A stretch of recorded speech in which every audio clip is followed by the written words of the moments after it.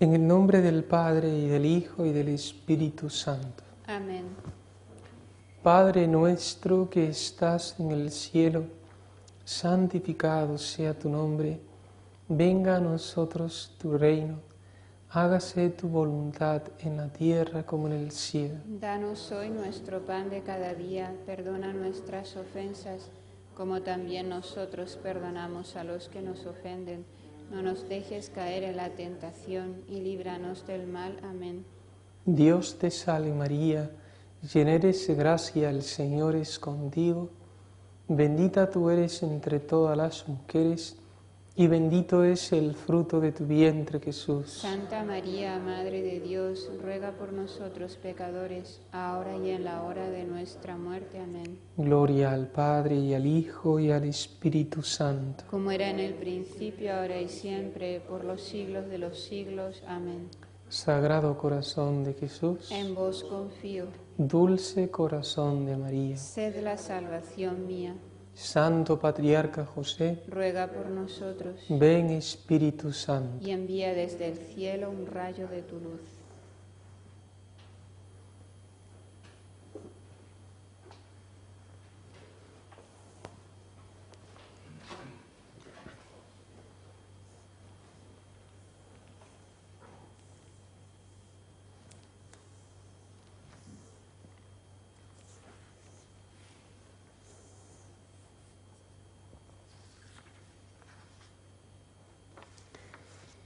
Queridos hermanos, en nuestro Señor Jesucristo y la Virgen María,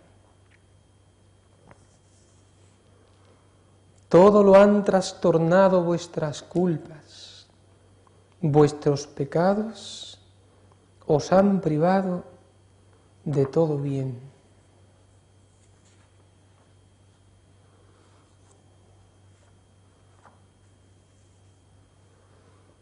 ¿Qué es el pecado? Es el mal mayor, el mal propio del espíritu y el único posible en el espíritu.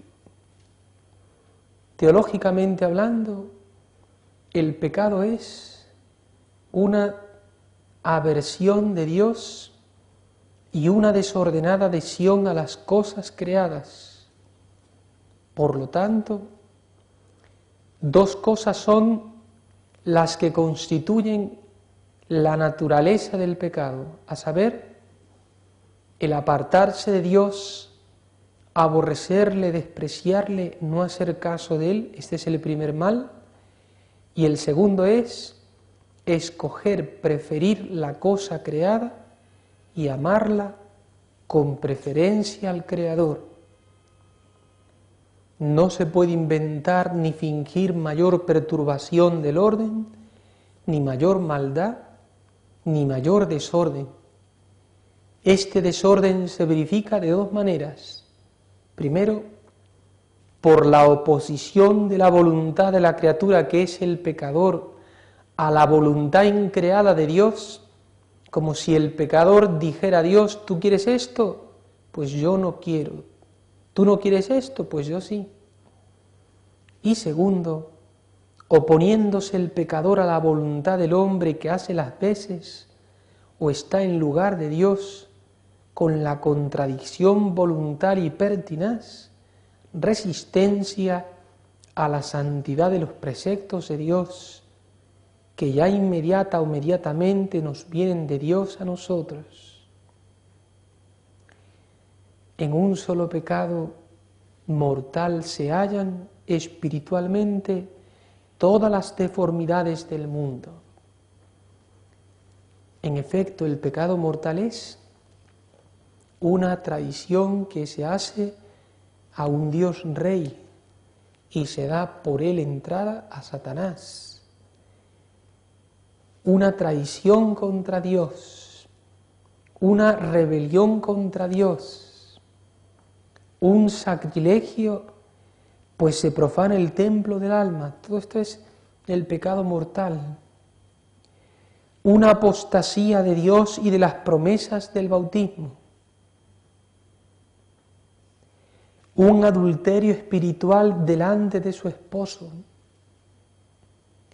un robo que hace a Dios y delante de Dios, un parricida, deicida, cristicida, la privación del sumo bien y el principio de todo mal. El pecado mortal es el cuchillo de la gracia, un juego que se tiene con el diablo en que el pecador siempre perderá. Es el juego de todos los méritos, es el naufragio de todas las virtudes, es la pérdida de la felicidad temporal y eterna, la ceguedad del entendimiento, la prevaricación de la voluntad, el endurecimiento del corazón, la semilla y veneno del infierno, anzuelo, red y ratonera del alma. Es una bestia monstruosa el pecado mortal, una serpiente venenosa, salida del infierno. Es una locura, un delirio, un desvarío, un frenesí de los hombres. La muerte del alma y de todas las virtudes, el hedor pestilencial y un contagio mortal, la llave del infierno, la puerta del abismo, la perdición del mundo entero y la causa universal de todos los males. Y la gravedad del pecado la podemos conocer por sus efectos. En el mundo terrestre temporal de acá, el efecto del pecado es la invasión arrolladora del mal que observamos como la muerte. Y en el mundo escatológico eterno, el infierno. El infierno. ¿Y qué es la muerte? Vamos a hablar de la muerte un poco. ¿Qué me recuerda la muerte? Biológicamente hablando es la separación del cuerpo y el alma. Se disocian, dejan de estar unidos el espíritu y la materia. Se separan. ¿Y qué me recuerda la muerte? Que todo se acaba. Que todo es viento. Que todo es viento. Eso me recuerda la muerte. Se pasa la niñez, se pasa la adolescencia, se pasa todo. Tal vez las cosas que te rodean, padre, amigos, casa, aquello que amas y estimas, durarán muchos años, pero acaban acabando. Vanidad y vanidades y todo vanidad.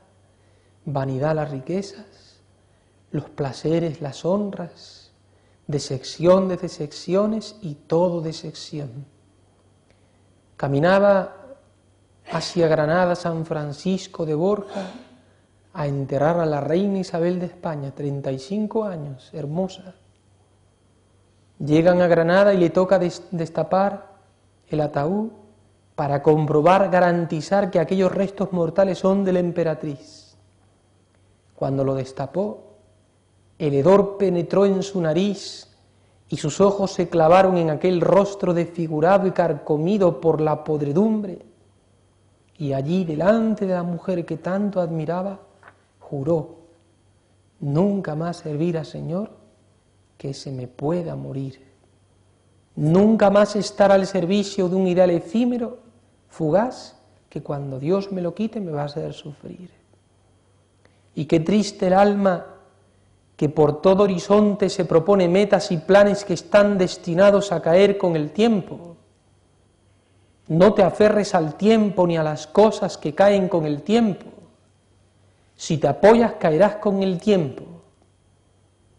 Lo importante no son tus estudios, tu especialidad, tu carrera, tu profesión, porque después que los alcanzas, ¿qué? ¿Ganar dinero? El dinero cae con el tiempo y después, ¿qué? Aférrate a lo que es eterno, a lo que no cae con el tiempo, Dios.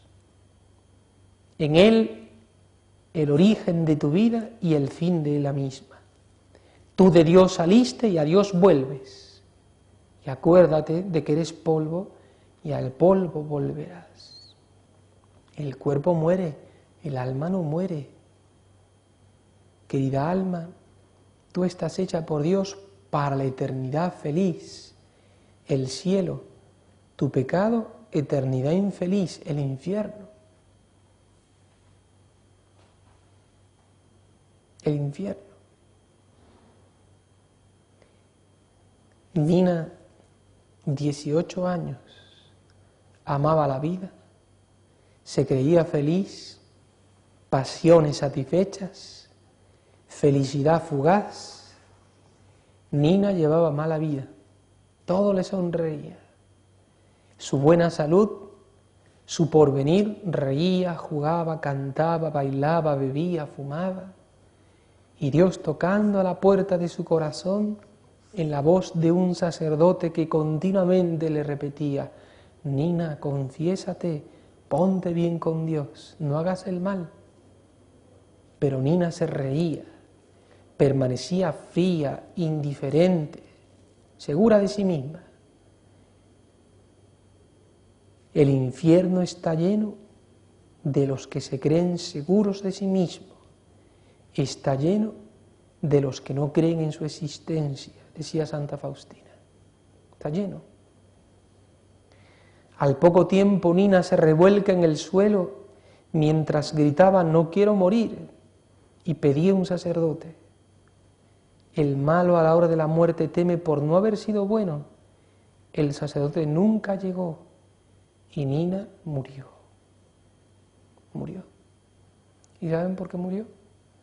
Por equivocación fue al armario de su casa. Su mamá había metido en un frasco de medicina veneno de ratas y ella se lo tomó y se murió.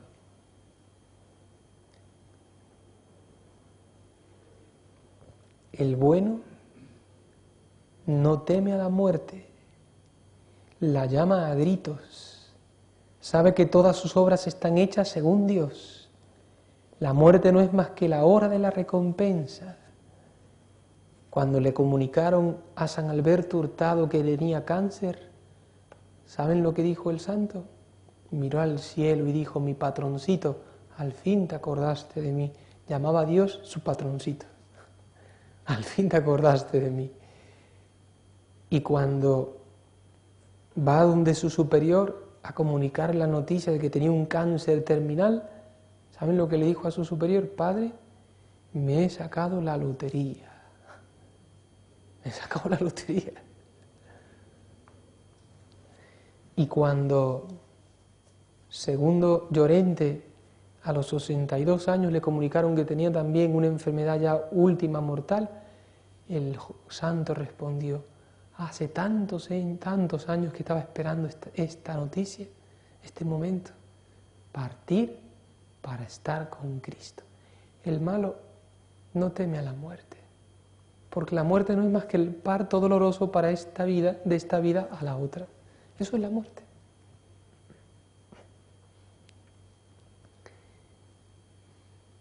Decía Jorge Manrique, coplas a la muerte del maestre de Santiago, don Rodrigo, su padre.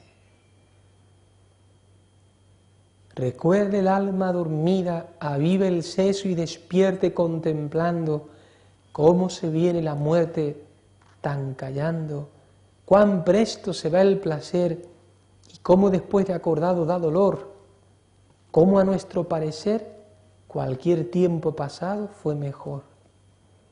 Y pues vemos lo presente como en un punto he sido y acabado.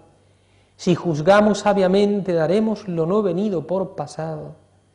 No se engañe nadie, no, pensando que ha de durar lo que espera más que duró lo que vio, porque todo ha de pasar por tal manera. Nuestra vida son los ríos que van a dar en el mar, que es el morir.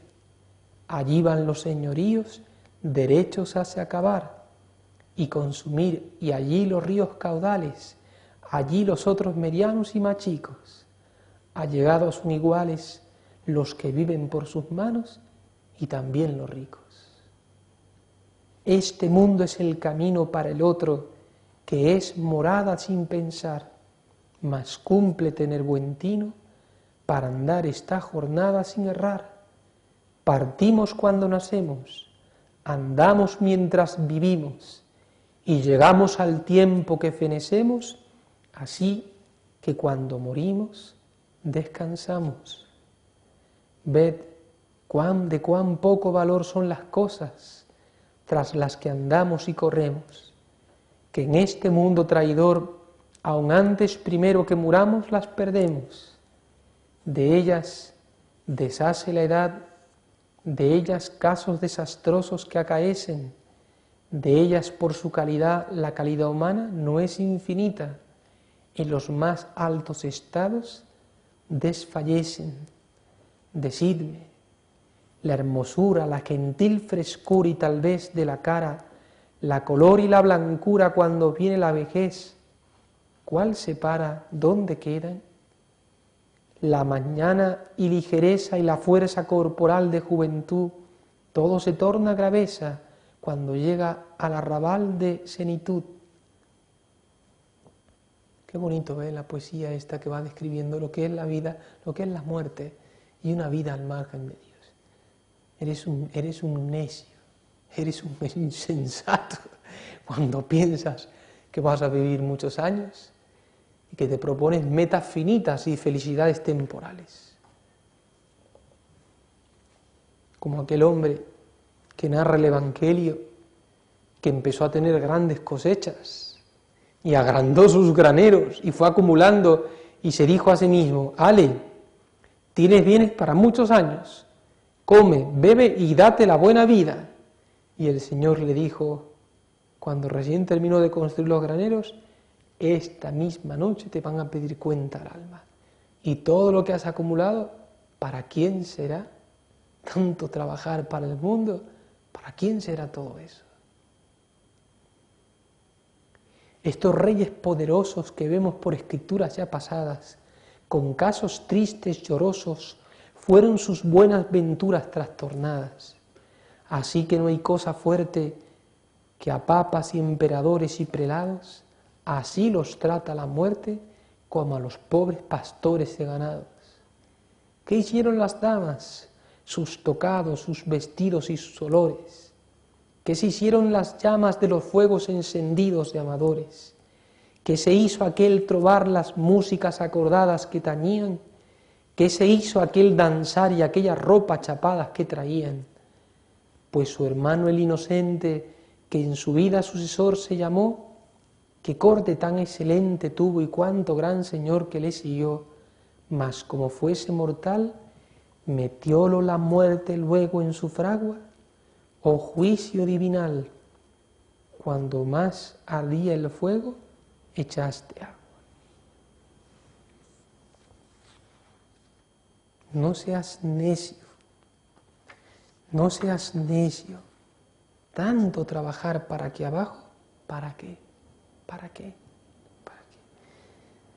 A veces uno siente pena y lástima cuando ve a los hombres que por todo horizonte se ponen metas finitas.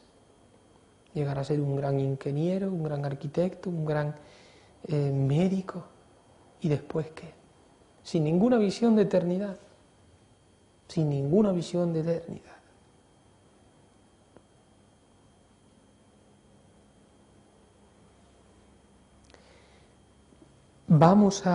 Quiero recoger, después de hablarles un poco de la muerte, tú también vas a morir. Yo también voy a morir. El epitafio de una tumba que decía: lo que tú eres, yo era. Lo que yo soy, tú serás. Tú serás también. Tú serás. Y este rostro bonito que miras en el espejo y que lo vistes y lo maquillas y lo vistes de seda, un día será pasto de gusanos y no hay más. Y la fuerza física del chico joven, pasto de gusanos, y no hay más. El cuerpo muere, el alma no muere, lo más importante. Y en el juicio final nuestros cuerpos resucitarán. Si mi alma está en el cielo, mi cuerpo también se beneficiará del gozo del cielo. Y si estoy en el infierno, mi cuerpo sufrirá los sufrimientos del infierno. Tienes que ganarte el cielo, tienes que administrar los años que Dios te da de vida. ¿Y por qué yo digo que somos necios? Porque no administramos bien nuestra vida, se nos pasan los años de la juventud, de la adolescencia, la juventud, y los tiramos. Tiramos los años de nuestra juventud. Y en la madurez estamos embotados y no reflexionamos. Stultus llama la Sagrada Escritura, el que está embotado en el entendimiento y no reflexiona con el más allá. Los hombres viven hoy como si no existiese la eternidad. Vean a la mayoría de la gente. Viven como si no existiese la eternidad y no administran los años de su vida. Tienes que ganarte el cielo y la eternidad haciendo obras de bien aquí abajo, con las cualidades, con los talentos que Dios te ha dado, con los bienes materiales que tienes, porque eres un mero administrador de tus cualidades, de tu profesión, de tu carrera y de tu dinero. Eres un mero administrador y cuando te mueres, nada te llevas. Tienes que asegurarte el cielo, sembrando obras buenas aquí abajo. Tienes que asegurarte el cielo, sembrando obras buenas aquí abajo, para que te reciban en las moradas celestes cuando te mueras. Antes, en una conferencia anterior, habíamos estado explicando la historia del pecado, habíamos visto el pecado de los ángeles, el pecado de Adán y Eva, y estábamos analizando algunos pecados personales. Ya te hablé del pecado de Caín, del pecado en tiempos de Noé, del pecado de Sodoma y Gomorra, y te quería ahora continuar hablando del pecado del pueblo de Israel. El pecado de Caín está en el libro del Génesis capítulo 4. El pecado de en tiempos de Noé está en el capítulo 6, versículo 1. El pecado de Sodoma y Gomorra está en el libro del Génesis en el capítulo 18. Y el pecado del pueblo de Israel lo puedes encontrar en el libro del Éxodo, que fue un pecado de murmuración continua, siempre quejándose y siempre protestando. Hay algunos que se pasan toda la vida así, Habría que ponerles un letrerito aquí, ahí va el quejicas. De todo se queja, de todo protesta, no hay forma de cómo tenerlo contento. No hay forma. ¿Qué ocurrió? Estaban en Egipto, llevaban 300 años, y invocaron a Dios, un liberador que los liberase del yugo egipcio. Dios les envía a Moisés, Moisés habla con Faraón, Faraón se endurece, los empieza a tratar mal, van donde Moisés, Moisés, ¿por qué fuiste a hablar con Faraón? ¿No ves que ahora nos trata peor? Mejor era hubiese sido que no hubieses hablado. Pero ¿no os habéis quejado antes de que queríais un liberador y ahora que os manda Dios un liberador, os quejáis de que va a hablar con Faraón para que os libere? Va Moisés de nuevo por orden de Dios y Dios hizo las 7 plagas, ya saben, sobre Egipto, porque Faraón se endurecía y no los dejaba salir. Y ya la 7ª, cuando vio que murieron los primogénitos de toda la nación, no solamente los dejó salir, sino que los echaron, que se fuesen cuanto antes, porque si no iba a perecer toda la nación egipcia. Y les permitieron que se llevasen todo lo que pudiesen. Llevaron ganados, bienes, todas sus pertenencias se llevaron los israelitas. Y salió una multitud de 600.000 hombres, sin contar mujeres y niños. Era una multitud grandísima, porque tengan en cuenta que los que estaban casados tenían que tener más de un hijo.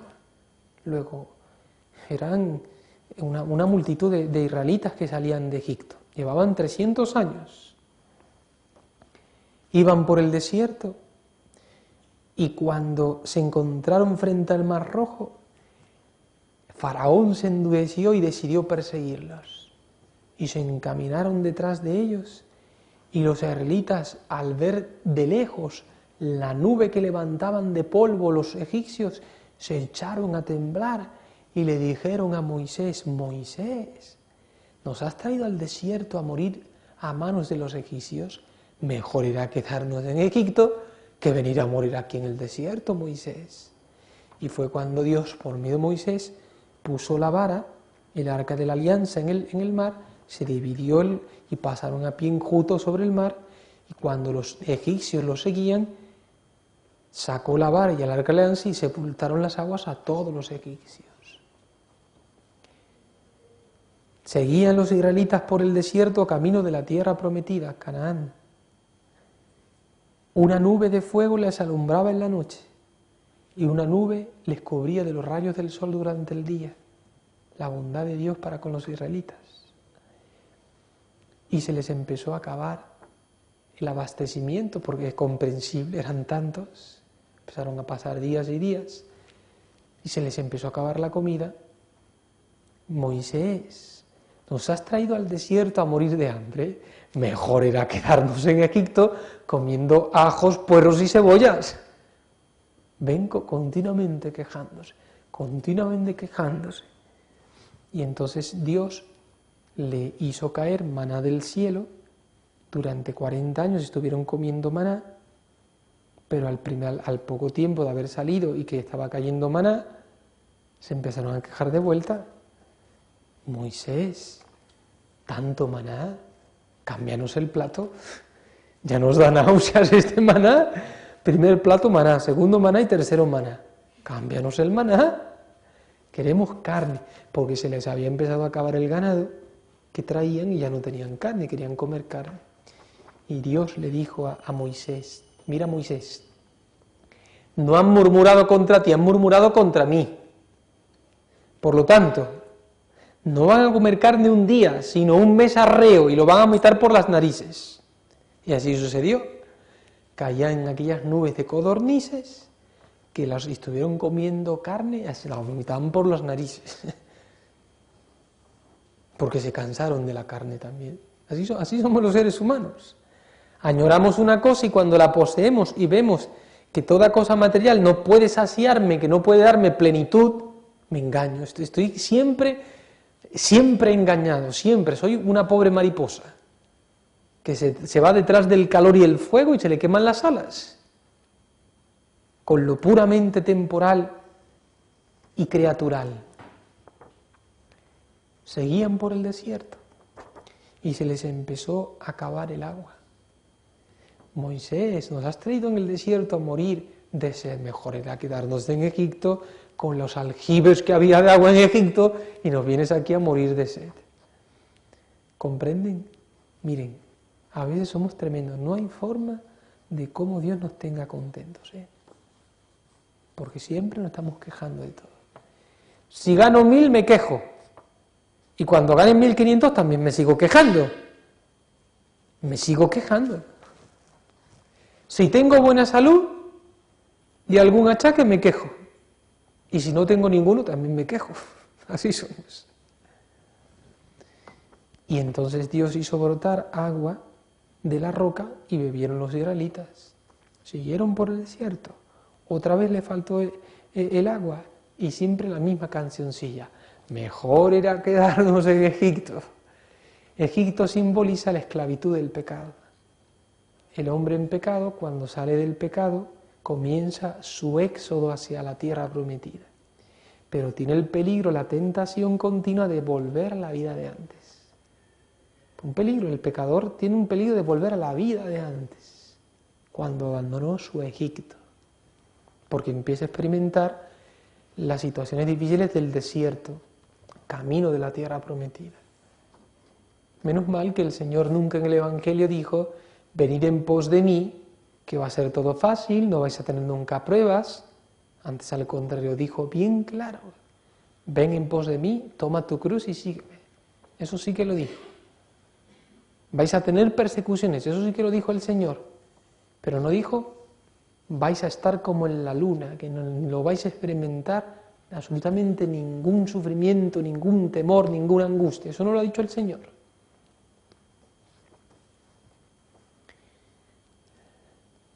Y entonces, ahí fue cuando Moisés también, parece que ahí dudó, y entonces Dios le dijo, Moisés, tú no vas a entrar en la tierra prometida.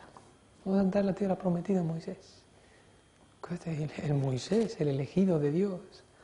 ¿Saben lo que decía Dios de Moisés? Que no había un hombre más manso en la tierra que Moisés. poseía una mansedumbre Moisés, no había hombre en la tierra como Moisés en la mansedumbre. Y sin embargo, pecó también Moisés. Somos muy frágiles y muy débiles, muy caedizos somos. Ya saben que cuando Moisés subió al monte Sinaí, Dios le iba a dar la ley, los israelitas comenzaron a decir a Aarón, Aarón, ese hermano tuyo se tarda mucho.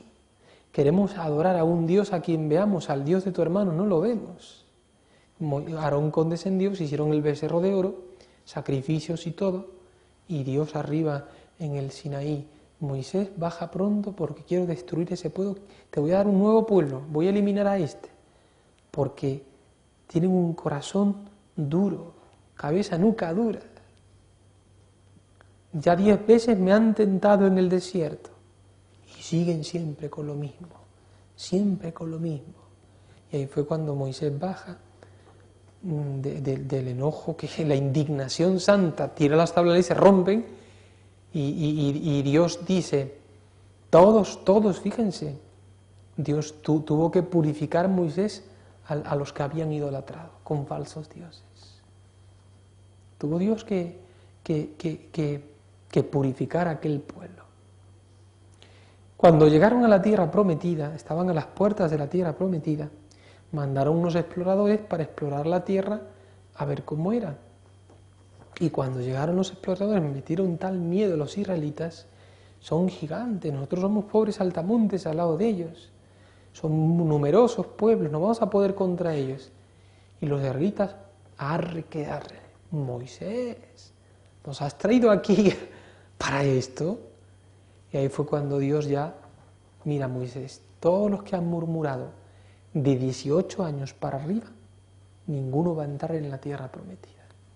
Y estuvieron 40 años dando vueltas en el desierto, y todos los que habían murmurado no entraron en la tierra prometida. Solamente Josué y Caleb entraron en la tierra prometida porque no habían murmurado contra Dios. Habían sido del grupo de los exploradores. Solamente ellos entraron en la tierra prometida. Y todos los demás fueron generaciones de los israelitas.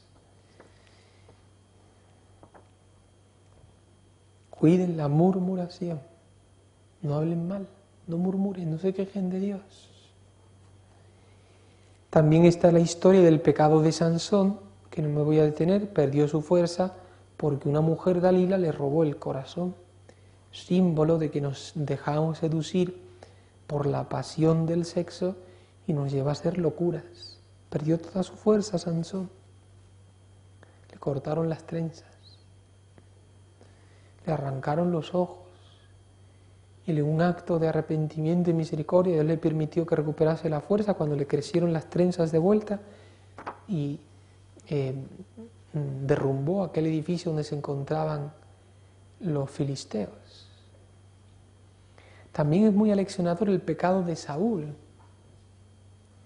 un pecado de desobediencia el de Saúl. Dios le dijo a Saúl, Saúl, da el anatema a tal ciudad.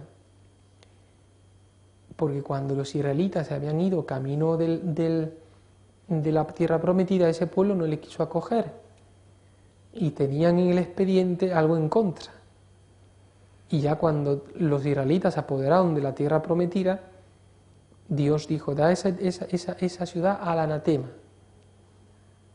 Y Saúl va, la atacan, se apoderan de todo y no dan al anatema el ganado, lo mejor del ganado.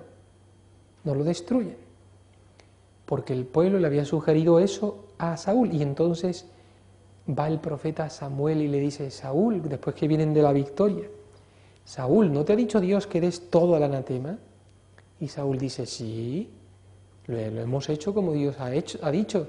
¿Y qué son ese mugir de bueyes y ovejas que escucho? Y entonces Saúl dice, claro, es que el pueblo se le ocurrió ofrecer sacrificios a Yahvé. Y ahí fue cuando se indignó Samuel. Samuel, ama más Dios la obediencia que todas las cosas buenas que tú le quieras ofrecer. Ama más Dios la obediencia que lo bueno que tú le quieres ofrecer. ¿Para qué tú le quieres ofrecer a Dios una margarita si Dios te pide una violeta? Dime. ¿Para qué le quieres dar a Dios una margarita si Él te pide una violeta? Dale a Dios lo que Él te pide, no lo que tú quieres. Lo que Él te pide, dáselo, no lo que tú quieres.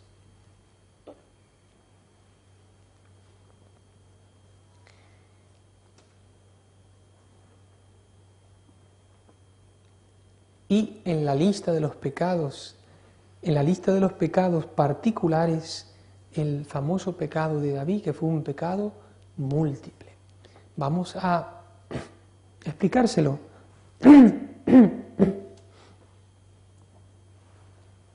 Se encuentra en el segundo libro de Samuel, capítulo 11, versículo 2 al 17. Y dice así, se lo voy un poco a escenificar. Un día David se levantó de dormir la siesta y comenzó a caminar por la terraza de su casa, que era el palacio, y vio que se bañaba junto al palacio una mujer, Betsabé.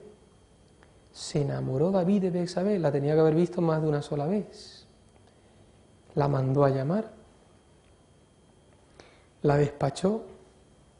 Al poco tiempo Betsabé le dice a David, David, estoy encinta. Estaba en los primeros síntomas del embarazo. Si mi marido Urías viene de la guerra y me encuentra así, como la ley judía decía que toda mujer que se prostituía había que apedrearla, mi marido me va a apedrear, David, ¿qué hago? Entonces David, como eran los primeros síntomas del embarazo, mandó a llamar a Urías y le dio un par de días de fiesta libres para que se fuese a su casa. Urías salió del palacio, pero no se fue a su casa, se quedó a dormir con la guardia de palacio. David le llama y le dice, pero Urías, ¿no te has ido a tu casa? Y Urías dice, ¿cómo yo, mientras el arca de la alianza y los hombres de mi rey están batallando, la batalla es del Señor, cómo yo me voy a dar la buena vida? Era un hombre muy noble, Urías. No puedo ir a mi casa. ¿Quién le estaba inspirando aquello a Urías? Dios. David quería tapar el pecado y Dios no lo permitía. Y entonces David dijo, mira, quédate un par de días más que hay una fiesta, porque David pensaba, a ver si lo emborracho y a ver si borracho se va a su casa. Llegó la fiesta, lo emborrachó y Urías sale del palacio y no se va a su casa. Otra vez se queda a dormir con la guardia del palacio. Ni con buena cabeza ni borracho. No había forma. David no sabía cómo arreglar aquello y escribió una nota para el jefe del ejército. ¿Saben qué era aquello? Era la sentencia de muerte de Urías. Y la demandó con el mismo Urías. Decía aquella nota, ponga a Urías en el frente de batalla y cuando ataquen los enemigos dejadle solo para que le maten. Y así sucedió, atacaron a los enemigos, murieron muchos hombres del rey David y murió Urías. Y Josías mandó un mensajero, un criado donde David para que le comunicase que había habido muchas muertes en el ejército del rey. El rey se indignó, ¿por qué os habéis expuesto a morir y atacar? Y el criado le dijo, mira, murió Urías también. Y cuando le dijo eso se le quitó el mal genio y la ira, la hipocresía, la doblez. Y una vez que se enteró que Urías murió, ¿saben lo que hizo David? Mandó a llamar a Betsabé y se la quedó por mujer. Aquí nadie sabe nada, todo oculto. Pero ¿saben qué? Lo que no ven los hombres lo ve Dios. A Dios tú no te puedes ocultar. Tú no le puedes ocultar nada a Dios. Y más tarde o más temprano, lo que dice Jesús en el Evangelio, lo que está hecho en las tinieblas, un día saldrá a la luz. Y el que ama la verdad va a la luz, porque no teme que sus obras sean descubiertas, porque sabe que todo está hecho según Dios. Pero el que obra mal, teme la luz, porque sabe que si sus obras salen a la luz, serán descubiertas su malicia. Y por eso no le gusta que sus obras sean descubiertas por nadie, porque están llenas de maldad. Vivía contento y a sus anchas David. aunque seguro que en su conciencia siempre había un tilín, tilín, tilín, tilín. La conciencia no te deja, no te deja. Y llegó el profeta Natán y tocó en el palacio a David. Abrieron la puerta, entró. David, tengo algo que contarte de parte de Dios. Anda, di. Mira, David, en una ciudad había 2 pastores, uno rico y otro pobre. Vivían juntos, contiguos. El pastor rico tenía ovejas, bueyes, camellos, muchísimos. Y el pastor pobre tenía una sola ovejita. La quería y la amaba tanto que dormía con ella en su propia cama. Era la niña de sus ojos. Y le vinieron unos invitados al pastor rico y ¿sabes lo que hizo? Para no perder ni siquiera ni una ovejita de su ganado, fue donde el pastor pobre se la arrebató, la mató y le dio de comer a sus invitados. Y David dijo, a ese hombre hay que hacer justicia y hay que matarlo. Y ahí el profeta Natán le dice, David, ese eres tú. Ese eres tú, David. Recién ahí se le cayeron a David las cataratas que tenía en los ojos, porque el pecado ciega, sepan. El pecado me ciega, me ciega, me ciega completamente. No me hace ver la maldad que hay. Y entonces, cuando le dijo eso, claro, recién cayó David todo lo que había hecho. Un pecado múltiple. Vean, todo comenzó por una mirada. Todo comenzó por una mirada, el recato que hay que tener.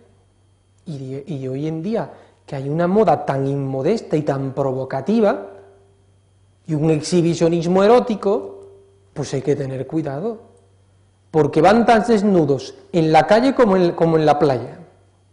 Es una vergüenza, una vergüenza. Y ya lo dijo Jacinta, la Virgen de Fátima, van a venir unas modas que ofenderán mucho a nuestro Señor. David comenzó su caída por una mirada. Y lo que tragamos en el cine, y lo que tragamos en la televisión, y lo que tragamos en los periódicos, y no digamos internet, podredumbre, podredumbre. Y soy tan ingenuo con mis hijos, que le pongo una televisión en la habitación, a solas él, en la noche, tragando pornografía, cable TV, televisión satelital, tragando pornografía, y un computador de internet para que tenga 2 fuentes de pecado. Una ingenuidad tremenda, sin control ninguno. Todo comenzó por una mirada, el recato que tenemos que tener, y luchar son las ventanas del alma, los ojos. Adulterio. Cometió adulterio con una mujer que no era suya, estaba casada aquella mujer, y él era casado. Adulterio. Tercero, emborrachó a Urías. Cuarto, coyugicidio. Lo mandó a matar, lo asesinó, y se quedó con la mujer del hombre que había asesinado. Coyugicidio, está prohibido el matrimonio del coyugicidio. Y la cantidad de mentiras para ocultar todo aquello que había hecho David. La vida de doblez que llevaba y de apariencias David. Y vivía todo tranquilo, y por eso Dios mandó al profeta Natán, que le abrió los ojos. Mira, David, tú mataste a Urías, ¿verdad? Ahora vean el castigo de Dios sobre David. Tú le quitaste la mujer a Urías. Pues quiero que sepas que Dios ha decretado que te van a quitar todas tus mujeres. Te van a quitar, van a abusar de ellas, David. Así sucedió. Hasta las propias hijas de David, sus propios hermanos, abusaron de una hija del propio David. Tú lo hiciste escondidas, a ti te lo van a hacer a plena luz del día. Tú mataste a Urías, la espada nunca se va a apartar de tu casa, y se mataban los hijos de David unos a otros, y Absalón buscaba matar a su propio padre. Y el niño que van a ser de esa mujer, ese niño va a morir. Y Dios puso el dedo en la llaga del corazón de David, porque amaba mucho a aquella mujer y a aquel niño. Y comenzó a hacer penitencia, ayuno, cilicio, vestido de penitente, no hablaba, no comía. Y después de un tiempo se humilló David, se arrepintió. Volvió de nuevo el profeta Natán. Tengo algo que decirte de parte de Dios, David. Y David decía, anda, di. Dios ha perdonado tu pecado. Qué contento se puso el rey David. Dios ha perdonado tu pecado, David. Porque la humildad le roba el corazón a Dios. La humildad le roba el corazón a Dios. Dios ha perdonado tu pecado, David. Y David pensaba, a ver si me dice que el niño no va a morir. Pero Natán le dijo, mira, ese niño va a morir porque ya Dios lo decretó. Pero por haberte humillado, por haberte arrepentido y vuelto sobre tus pasos, de esa mujer con la que has pecado, van a ser el Mesías. ¡Oh! Impresionante. Y de Betsabé viene la genealogía del Mesías. Por eso Dios, de las cenizas, del derrumbe de tu edificio, Dios puede levantar un gran edificio. De grandes pecadores salen grandes santos. Nunca hay que desanimarse. Nunca hay que desanimarse. Nunca desanimarse. Nunca. Por más que hayas pecado. Esa es la historia de un pecado múltiple. Y ya para terminar, vamos ahora aquí a la pizarra. Les he puesto a forma de numeración la lista de los pecados. Son una serie de textos del Nuevo Testamento que tanto en boca de Jesús como de los apóstoles, especialmente de San Pablo y de San Juan Evangelista, enumeran una serie de listas de pecados, empezando por Jesús. Estas listas están, te voy a dar los textos, para que tú las puedas meditar de forma particular.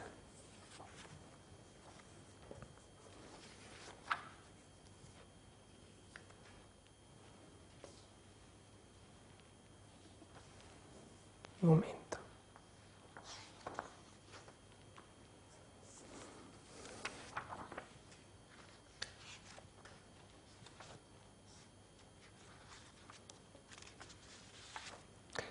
Se encuentran en el Evangelio de San Marcos, capítulo 7, versículo 20.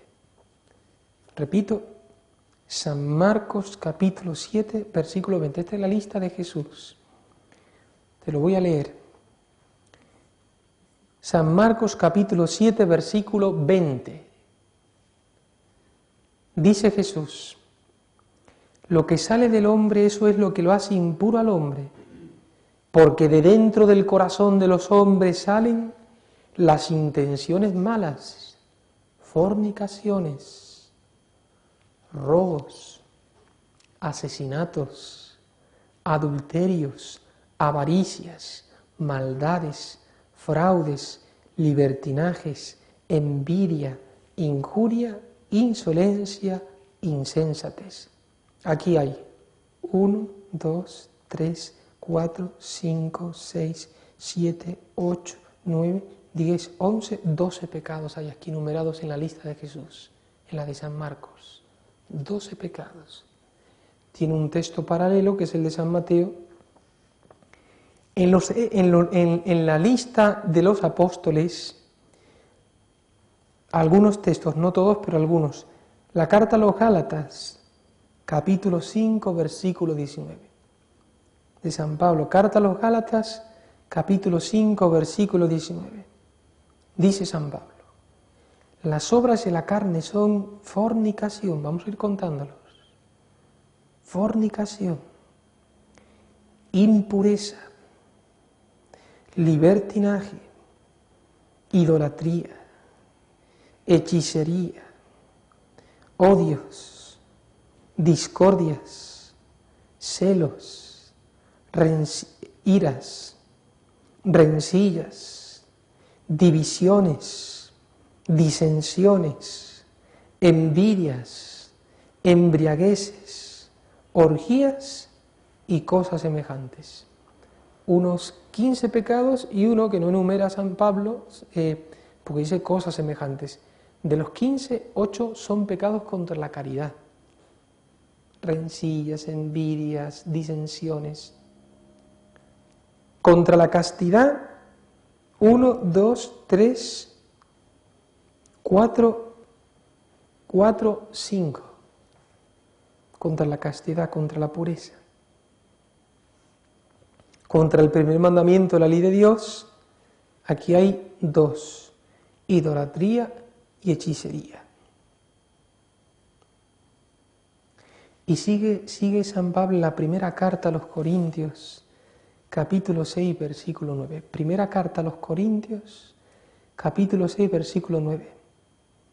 Ni los injustos, ni los impuros, ni los idólatras, ni los adúlteros, ni los afeminados, ni los homosexuales, ni los ladrones, ni los avaros, ni los borrachos, ni los ultrajadores, ni los rapaces heredarán el reino de los cielos. ¿Se entiende si no se convierten? Y San Juan, en el libro del Apocalipsis, dice: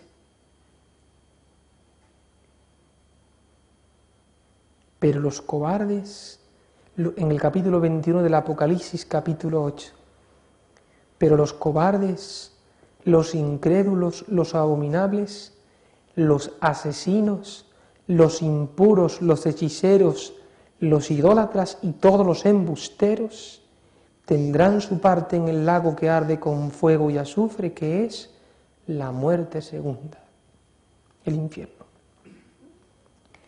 Hay otros textos más, pero que por no alargar no te los doy, pero recogiendo y resumiendo todos los textos que tengo aquí anotados, se pueden sumar unos 69 pecados. O, aunque están repetidos algunos, pero enumeran 69 pecados que se podrían resumir en estos 9. Vamos a empezar aquí por el último, de menos a más. En el 9º lugar tenemos los pecados de gula, que son los pecados borracheras, comilonas, 2 veces aparecen enumerados en las listas. Pecados de gula, desorden en el comer. Leí una noticia los otros días de que en Madrid una hamburguesa, la hamburguesa más cara, 85 euros. Yo dije, pero por favor, porque tiene carne de buey de Japón. ¿Y para qué quiero yo carne de buey de Japón? ¡Qué tontera! Porque dicen que desde que nace el buey le dan masajes corporales. Y que encima lo alimentan con cerveza y que la carne sabe mejor. Déjese de tonteras, ¿para qué me voy a gastar yo 65 euros en una hamburguesa un rato? Pues así estamos. Vamos, un pecado de gula tremendo, tremendo, tremendo. Y no digamos lo que se gasta en licor, cerveza. Leí una estadística que decía que en España se gastaba en alcohol, en licores, vino, champán, cerveza, todo tipo de licor, 500 millones de dólares en un año. 500 millones de dólares, será 450 millones de euros en un año. Es una estadística de un par de años atrás, ahora estará más, ahora será más, ahora será más. Y lo que se gasta en tabaco, imagínense, lo que se gasta en tabaco. Y habiendo gente que se muere de hambre y no te da vergüenza.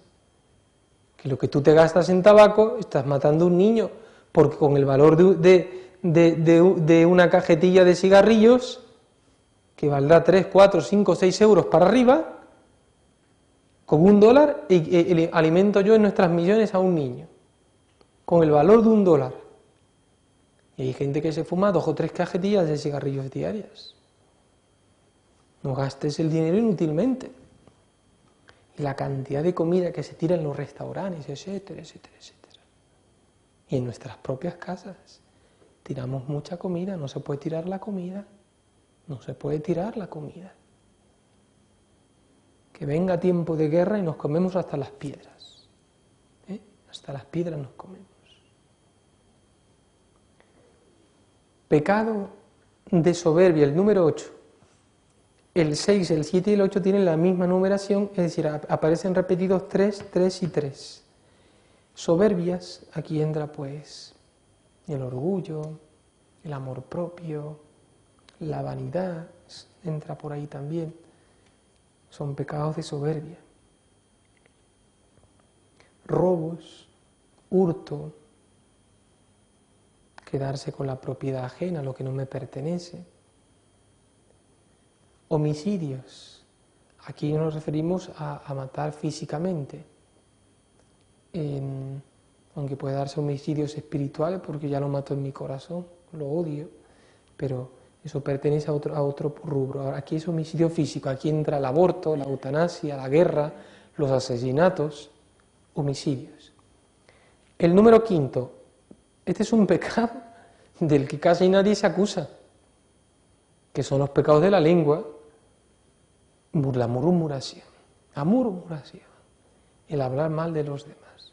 Comentamos defectos de las personas, ahí también entra pues la injuria, la calumnia, el insulto, son pecados de la lengua.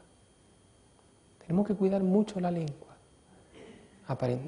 Cuando una persona la tengo delante mío, la admiro, la alabo, y cuando está ausente, la subo, la bajo, la acuesto y la siento.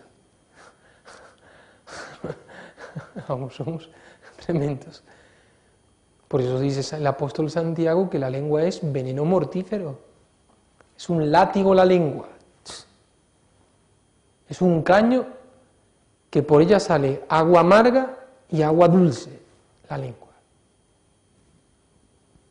Cuidemos la lengua, no hablar mal de nadie. 4.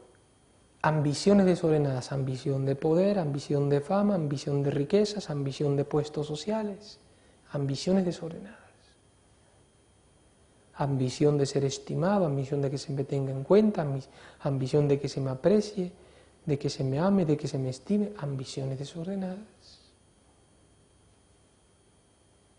Cuando son desordenadas, ¿no? Porque es lícito querer ser amado. Idolatría, son los pecados contra la virtud de la religión, la superstición, el espiritismo, esto abunda también mucho hoy en día, lectura de leer las cartas, las manos, todo eso va contra la ley de Dios.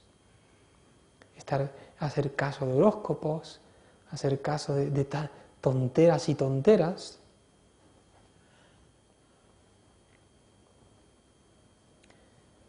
El segundo, 14 veces aparecen los pecados contra la caridad, rencillas, envidias, disensiones, iras, odios, rencores, disgustos con los demás.